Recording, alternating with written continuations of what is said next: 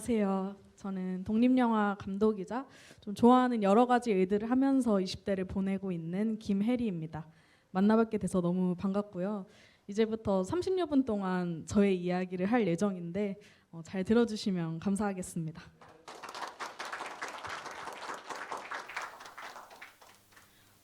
먼저 저의 14살 시절의 이야기부터 거슬러 올라가서 해보도록 하겠습니다. 저는 이제 초등학교를 졸업하고 중학교 1학년이 돼서 굉장히 즐거운 일들이 되게 많았었어요. 그 중에 하나가 저는 만화를 정말 좋아했거든요. 저는 정말 만화를 좋아했는데 그 중에서도 이 소년 만화를 정말 좋아했어요. 이 약한 주인공이 그 정의로운 마음을 가지고 자기보다 더 강한 상대를 그 무찌르는 이야기가 저한테는 너무 멋있다고 생각이 들었거든요. 그리고 소년 만화를 보면은 항상 되게 든든한 동료들이 많잖아요. 제 곁에도 되게 든든한 동료들이 있었습니다. 중학교에 처음 올라와서 같은 반이 됐을 때 몇 명 친한 친구들이 생겼어요. 그 친한 친구들은 저와 같이 만화를 굉장히 좋아하는 친구들이었습니다. 저희는 이제 공통된 관심사가 있다 보니까 되게 쉽게 친해지게 되고 항상 그 친구네 집에 가서 만화를 같이 보면서 굉장히 우정을 다졌던 그런 기억이 납니다. 그리고 이제 저희의 아지트도 있었는데요. 중학교 앞에 바로 만화책방이 있었거든요. 그래서 거기서 학교가 끝나면 가서 만화책을 읽고 오죽하면은 그 만화책방의 주인님마저도 주인 아저씨마저도 저희를 위해서 따로 이렇게 신간 책을 빼놓기도 하고 이렇게 되게 행복한 중학교 1학년을 보냈습니다.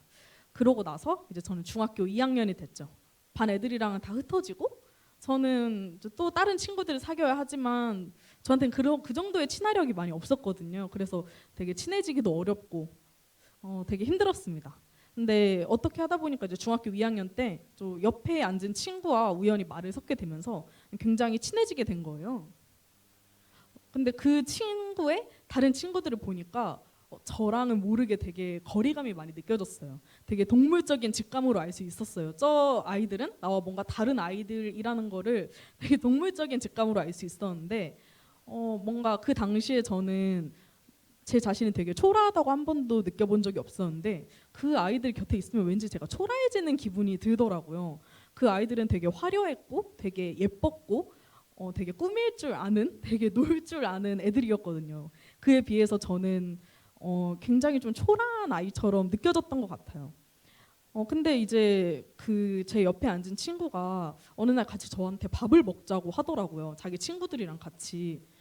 저는 좀 망설였던 것 같아요. 내가 밥을 먹어도 되나? 난 되게 얘네들이랑 다른 사람 아닌가? 라는 마음이 들었었어요.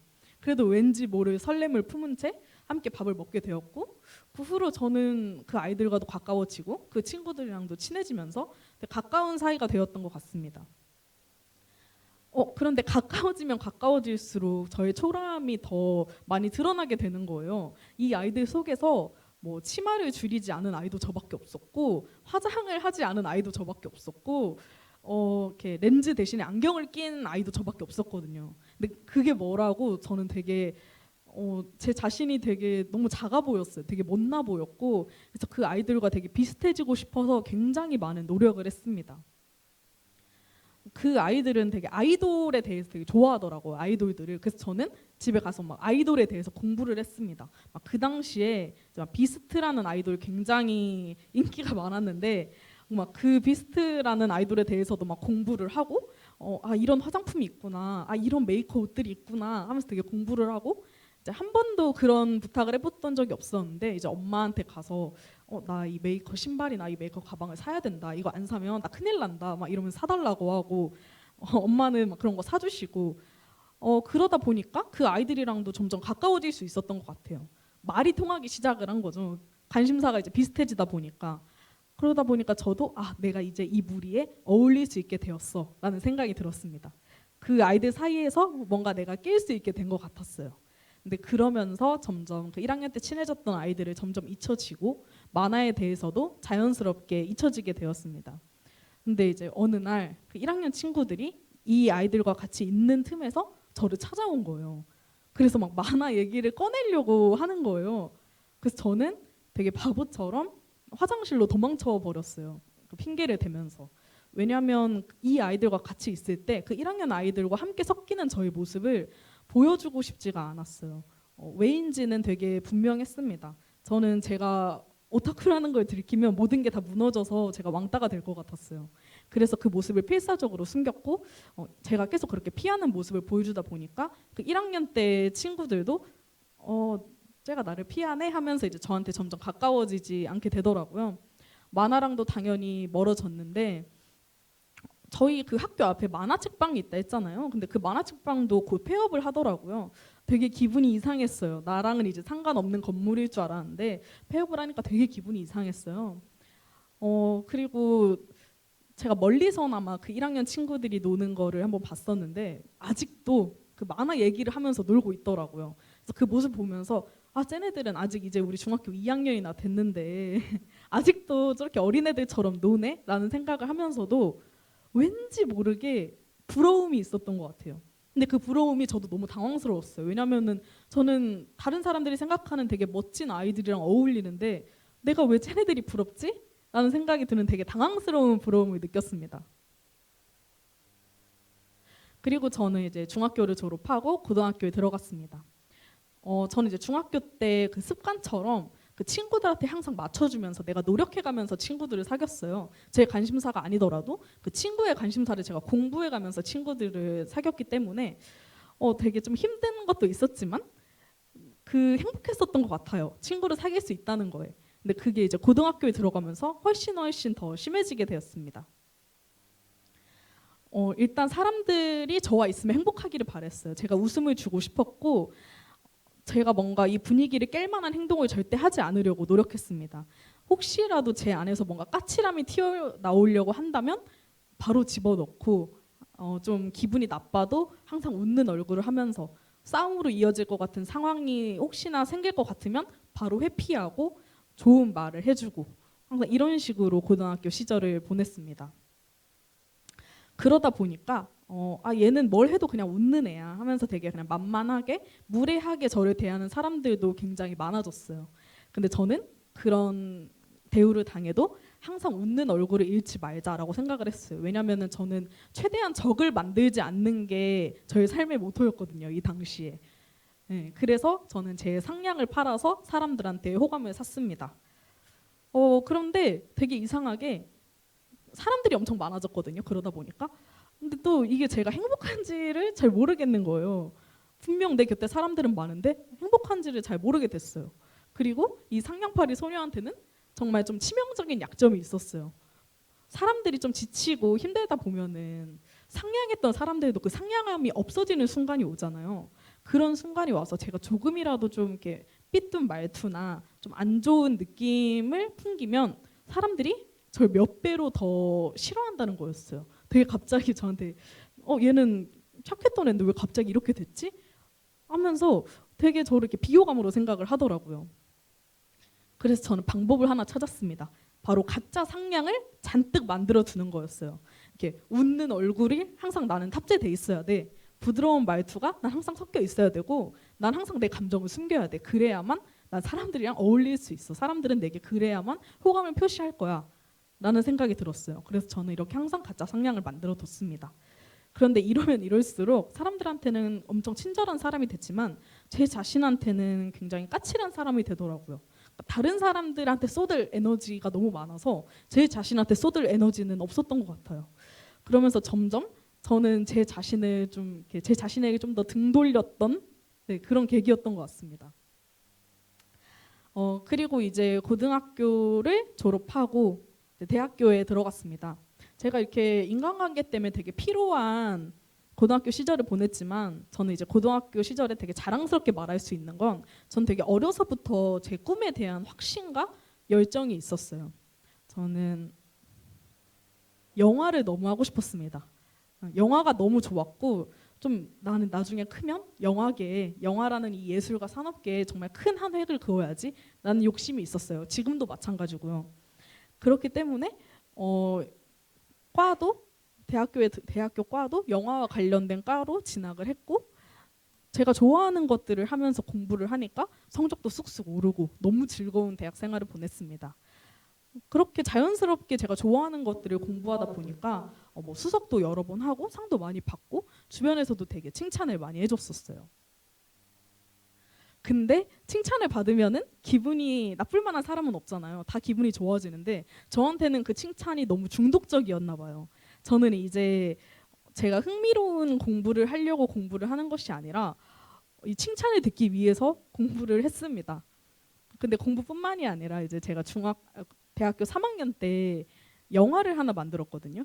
근데 그 영화가 나름 꽤 많은 영화제들도 가고 꽤 많은 영화제들에서 상을 받았어요. 그 영화뿐만이 아니라 그 후에 만든 것도 되게 운이 좋게도 여러 곳에서 많이 찾아주셨는데 맨 처음에는 제 영화를 봐주는 사람이 있다는 거에 너무 행복감을 느꼈지만 그 후에는 제 영화가 뭔가 증명받고 있다는 거에 취해 있었던 것 같아요. 그래서 이 상장 안에 적힌 이 말들, 넌 정말 대단한 사람이고 넌 정말 엄청난 사람이야. 넌 정말 멋진 사람이야. 이 말을 듣기 위해서 상을 받는 게 목적이 돼버렸습니다. 이렇게만 들으면 되게 그 칭찬과 그 증명이라는 거를 원동력 삼아서 되게 성장한 사람의 이야기가 아닌가라고도 생각할 수 있으실 것 같아요. 저도 제가 그런 줄 알았거든요. 근데 그 또 다른 이면에서 저는 정말 망가져 갔습니다. 성공 아니면 실패인 사람이 돼버렸어요. 만약에 성공할 수 없고 내가 사람들에게 칭찬을 들을 수 없는 무언가를 하면은 저는 되게 그게 정말 쓰레기인 행동이라고 생각했어요. 만약에 상을 받을 수 없는 영화 작품을 만들면 내가 또 쓰레기를 만들었구나. 칭찬 받을 수도 없는 이런 걸 만들었구나. 굉장히 결과론적인 사람이 된 거죠. 이제 그 과정의 즐거움은 잊은 지 오래였어요. 성공 아니면 실패 이런 결과론적인 사람이 되어버리니까 저한테 대지는 잣대가 너무 엄격해지더라고요. 그리고 스스로 그 잣대를 저한테 쟀음에도 불구하고 너무 힘든 거예요. 너무 지치고. 저는 사람들이 저한테 칭찬을 하면은 자존감이 막 하늘 높이 솟고 사람들이 저에게 조금이라도 비난을 하면 자존감이 또 이렇게 땅을 향해서 곤두박질을 칩니다. 근데 저는 이게 제 자존감이라고 생각했었거든요. 근데 그게 자존감이 아니더라고요. 자존감은 내 자신 안에 있는 건데 계속 타인들의 말 한마디로 오늘의 자존감은 높고 내일의 자존감은 낮아지고 계속 이런 게 반복됐거든요.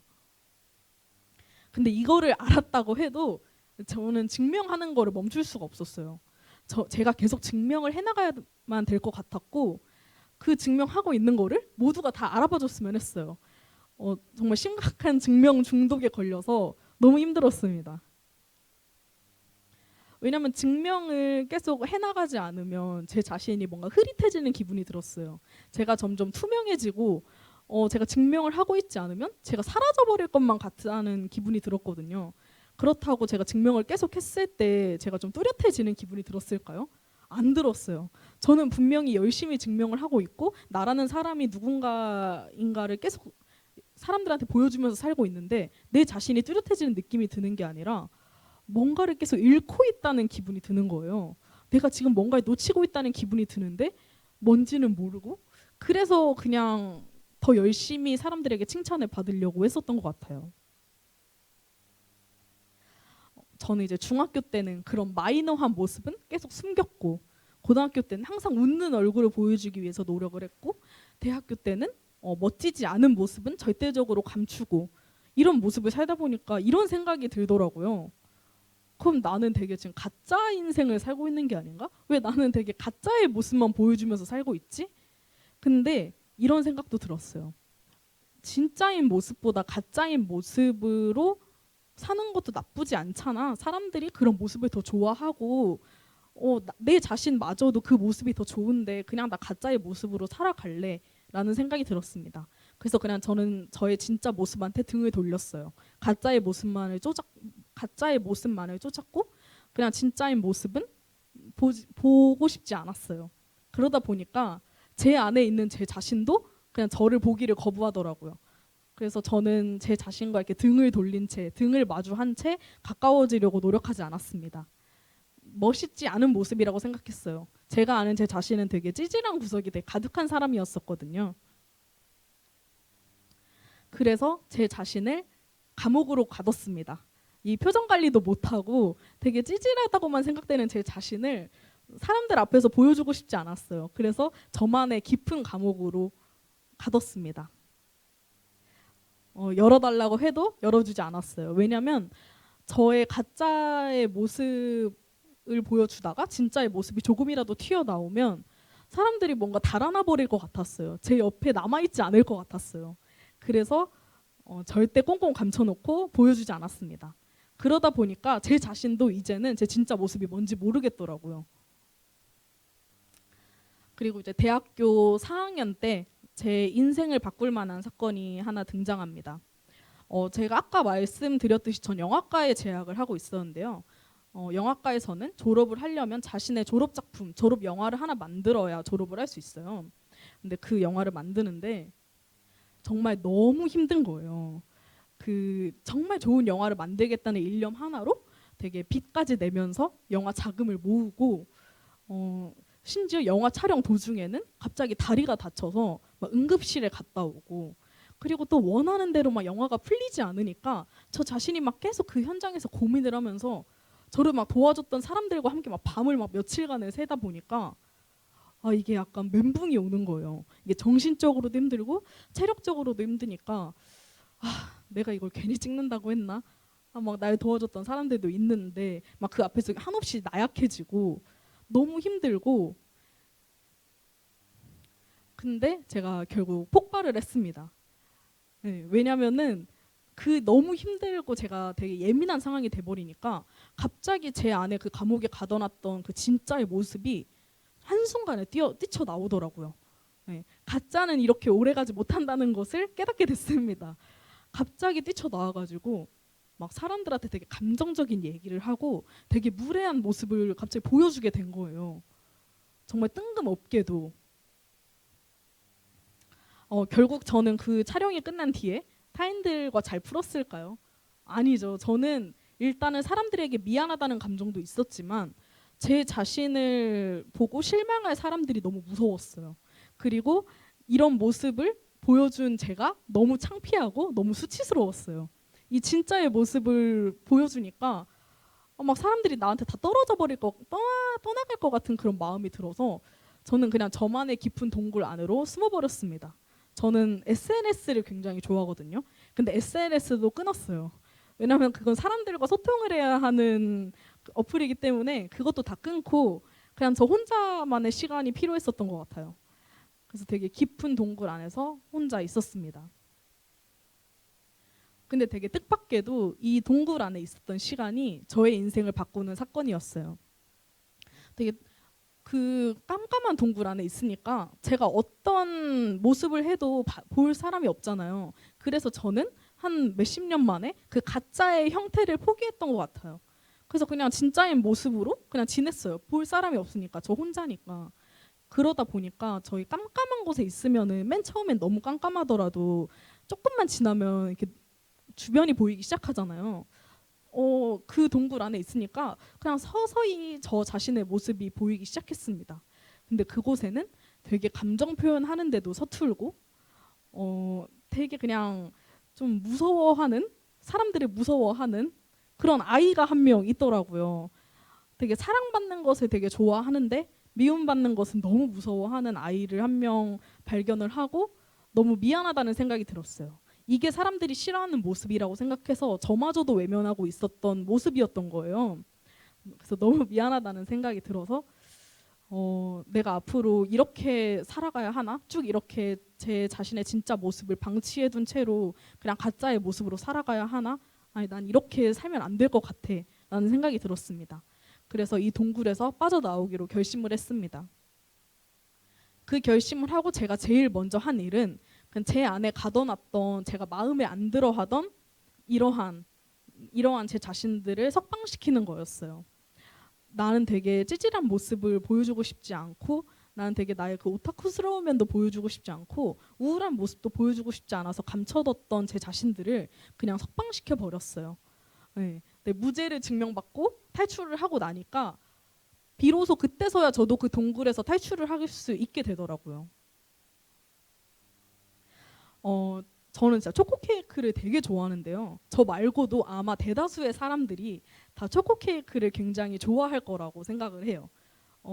제 주변에서도 되게 호불호가 없이 케이크 뭐 먹을래? 나 초코 케이크 하면은 다들 좋아하더라고요. 그런데 이 초코 케이크도 별로 안 좋아하는 사람들이 있었어요. 나는 너무 달아서 별로야. 그럼 만약에 초코 케이크가 덜 달게 만들어지면 어떻게 될까요? 그러면은 기존의 초코 케이크를 좋아했던 사람들이 그 초코 케이크를 먹지 않게 될 겁니다. 그러면 이제 초코 케이크가 그럼 나는 그 덜 달지도 않고 너무 달지도 않은 그 중간에 그 달기를 찾아서 케이크를 만들어야겠다 하면 결국 덜 단 초코 케이크를 좋아하는 사람, 단 초코 케이크를 좋아하는 사람 모두에게 외면받을 수 있는 초코 케이크가 되더라고요. 저는 사람들이 소심한 면을 싫어한다는 걸 알고 소심하지 않으려고 엄청 노력했어요. 근데 너무 자기 주장이 강한 사람을 싫어한다는 것을 알고 자기 주장을 감추면서 살아야 되는구나라고 생각해서 또 그거 방식대로 또 노력을 했습니다. 근데 여러분 혹시 모든 색이 다 섞이면 무슨 색이 되는 줄 아세요? 네, 까만색이 되거든요. 여러 사람들의 기준에 맞춰서 나를 바꿔가는 일은 내가 그냥 까만색이 되기 위한 과정이었더라고요. 저의 색을 잃고. 저는 되게 호불호 없이 살아가는 게 되게 좋은 건 줄 알았어요. 제 자신을 그냥 호불호 없이 누구나 좋아할 수 있는 사람으로 만들기 위해서 굉장히 많은 노력을 했어요. 근데 호불호 없는 것이라는 건 애초에 존재할 수가 없더라고요. 호불호라는 거에 대해서 되게 당연하게 앞으로는 생각을 하기로 했습니다. 그래서 되게 그냥 저 안에 좀 감춰져 있던 거를 그냥 솔직하게 내비춰도 돼라고 생각을 하기로 했어요.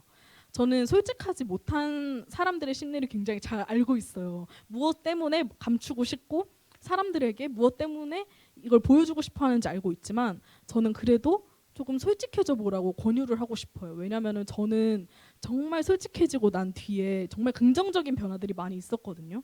예로 그래서 그렇게 솔직하고 난 뒤에 많은 사람들한테 네가 사랑을 받으면서 살았어?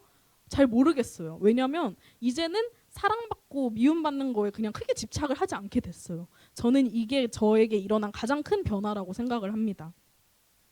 그래서 오늘 이 강연 자리에 나온 거는 여러분들에게 권유를 해보고 싶었었던 것 같아요. 솔직해져도 되고 너무 무서워하지 말고 그리고 특히나 내 자신한테는 한없이 솔직한 사람이 되자고 권유해보고 싶었어요. 그리고 타인들에게는 그 상처 주지 않는 선에서의 솔직함은 제가 그토록 바랬던 제 존재감이 뚜렷해지는 일과 제 건강한 인간관계를 쌓는 일에 가장 첫 번째 단계가 솔직해지는 거라는 거를 얘기해주고 싶었어요. 네, 그래서 오늘 강연을 마치도록 하고요. 오늘도 이렇게 저의 솔직함을 여러분들 앞에서 말씀할 수 있게 도와주신 그 나의 영예 유쾌한 반란에게도 매우 감사를 드립니다.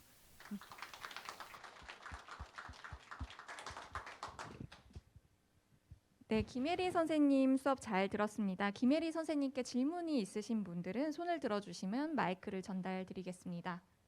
질문 있으신 분 계실까요? 온라인으로 참여하고 계신 분들도 채팅창에 질문을 남겨주시면 질문 드리도록 하겠습니다.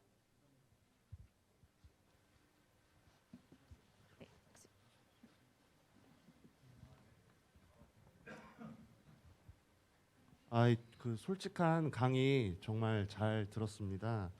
그 이제 앞으로 독립 영화 감독을 또 앞으로 계속 하실 거고 또 문화 예술계 계속 어떻게 보면은 그쪽으로 계속 진로를 정하실 텐데 이제 제가 생각을 사견을 하기에는 이제 대중이 원하는 작품이 있고 말씀하신 내가 원하는 솔직한 작품이 있는데 후자인 경우 대중의 관심을 많이 받지 못하는 경우가 많잖아요. 이럴 경우에서는 어떻게 작품을 앞으로 하실지 그것에 대해서 좀 말씀해 주시기 바랍니다. 저도 그런 고민을 굉장히 많이 했는데 사실은 그 대중이라는 것 자체가 유형화돼 있지 않더라고요. 분명 여기서 이 대중을 울리면 이 대중들이 울 거야. 이 대중들을 웃기면 대중들이 웃을 거야. 라고 유형화시키다 보면 대중들은 오히려 뭐야 저렇게 뻔한 이야기를 저렇게 심파적인 이야기를 이렇게 하는 경우가 오히려 많은 거를 알게 됐어요. 그래서 되게 그 유형화돼 있지 않은 대중들한테 오히려 차라리 되게 그 외의 것들 그냥 내가 솔직하다고 믿는 것들 내가 하고 싶은 이야기를 하면 대중들은 오히려 되게 뭔가 새로운데? 되게 예술적인데? 라고 느끼는 경우가 있더라고요. 그리고 대중적인 이야기를 제가 쫓는다고 해서 그것이 꼭 대중에게 먹힌다는 그 보장도 없으니까 그냥 내가 뭔가 하고 싶은 이야기를 하면서 그게 대중들에게 다가갈 때까지 기다리는 게 오히려 저의 그 방향성이라고 생각이 들었습니다. 마이크 전달 부탁드리겠습니다. 네, 우리 김혜리 선생님 너무 감동적이었어요. 제가 생각했던 것하고 공통점이 몇 개 있는 것 같아요. 우선 첫째는 제가 어렸을 때 만화를 무지하게 좋아했어요. 얼만큼 좋아했냐면은 학교 수업 빠지고 만화방, 그다음 만화방이라는 만화가게 가서 만화 보다가 아버지한테 혼나기도 하고 그랬어요. 나중에 대학 총장하면서 모 일간지에서 내 인생의 책들이라고 하는 걸로 5권을 골라서 매일 하나씩 소개하라고 하는데 제가 5번째 책을 제가 어렸을 때 볼 만화책을 골랐어요. 아마 그 시리즈에서 만화책을 내 인생으로 책 고른 사람은 아마 저밖에 없었을 거예요. 그때 골랐던 만화책이 박기정 선생이라고 도전자라는 만화였습니다. 그래서 저는 지금도 제 인생에서 상상력에 가장 큰 영향을 미쳤던 게 어렸을 때 만화라고 저는 생각을 하고 있어요. 솔직해지라고 하는 얘기를 저도 비슷한 경험을 한 적이 있어서 저는 다른 버전으로 이렇게 생각을 했어요. 어느 정도 이제 30대가 돼가지고 남들로부터 인정받는 그런 위치에 있었음에도 불구하고 어느 날 저에게 찾아온 회의가 있었어요. 이게 정말 내가 하고 싶은 일이었을까? 였어요. 근데 가만히 따져보니까 내가 진짜 하고 싶었던 일이라기보다는 남이 하고 싶은 일이나 우리 주변에서 하면 좋겠다는 일을 내가 하고 싶었던 일로 착각을 하고 살았다는 생각이 들어서 그 30대 초반에 이것을 어떻게 바꿔보겠다는 것이 제 인생의 큰 터닝 포인트였는데 우리 김혜리 선생님은 아마 제가 그걸 깨달았던 나이보다 지금 어린 나이인 것 같은데 이렇게 훌륭한 깨달아서 너무 기쁘고 좋아요.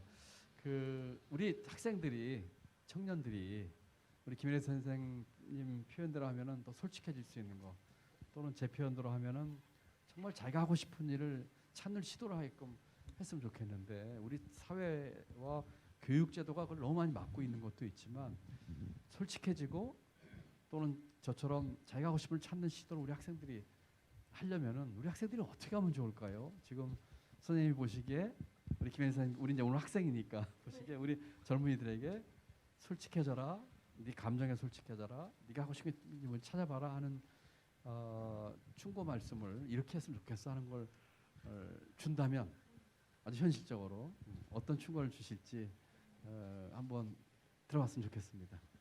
사실 솔직해지지 않게 살아가는 게 뭐 나쁘다는 것도 아니었고, 근데 솔직해지지 않게 살면은 훨씬 더 빨리 성공하게 될 수도 있어요. 정말 그렇습니다. 그 가짜의 모습으로 살아가면 아까 말했듯이 여러 사람들에게 호감을 살 수도 있고 뭔가 제가 원하고자 하는 거에 빨리 도달하게 될 수도 있어요. 근데 솔직하지 않게 사는 거는 너무 위험할 수 있어요. 네, 제가 만약에 이제 솔직하게 살고 있잖아요. 전 꽤 솔직하게 살고 있는데 솔직하게 살고 있으면 간혹가다 위험해지는 경우가 있거든요. 근데 솔직하지 않게 살면 항상 위험할 수 있어요.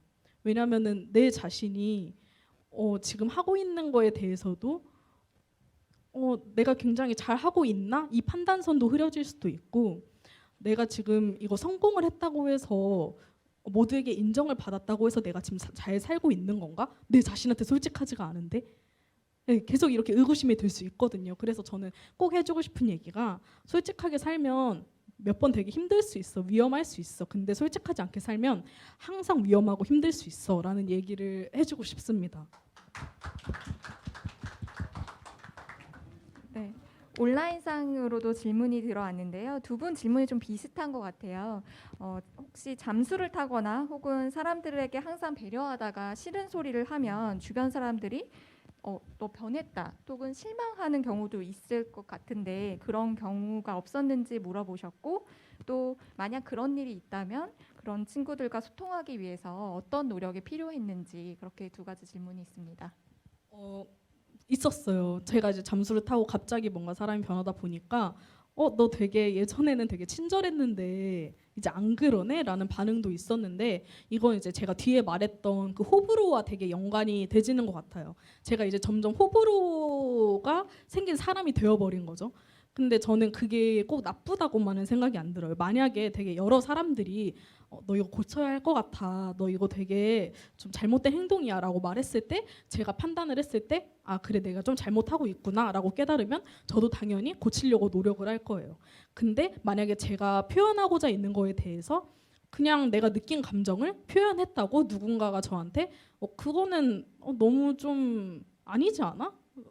너 옛날엔 안 그런데 변했다라는 식으로 말을 한다면 저는 그 사람과 더 많이 소통을 하려고 굳이 노력하지 않을 것 같아요. 그냥 저에 대해서 이 사람은 나에 대해서 불호인 사람이구나라고 인정을 할 것 같습니다. 그거는 이제 저에게 좀 안 좋은 면이 있다는 거를 그냥 인정하는 것과 같다고 생각해요. 나도 그냥 호가 있고 불호가 있는 사람이고 다른 사람들이 볼 때 이게 그냥 불호인 모습이구나라고 인정을 하다 보면은 아까 말했던 대로 그냥 제 색이 그냥 뚜렷해지는 사람이 돼가는 과정이라고 생각합니다. 혹시 또 현장에서 질문 있으신가요? 네, 그럼 온라인에서의 격려 말씀을 전하면서 마무리하면 될 것 같습니다. 오늘 좋은 이야기 들려주셔서 너무 감사하다고 본인도 솔직한 커뮤니터가 돼보겠다고 그렇게 말씀 주셨습니다. 김혜리 선생님께 다시 한번 박수 부탁드리겠습니다.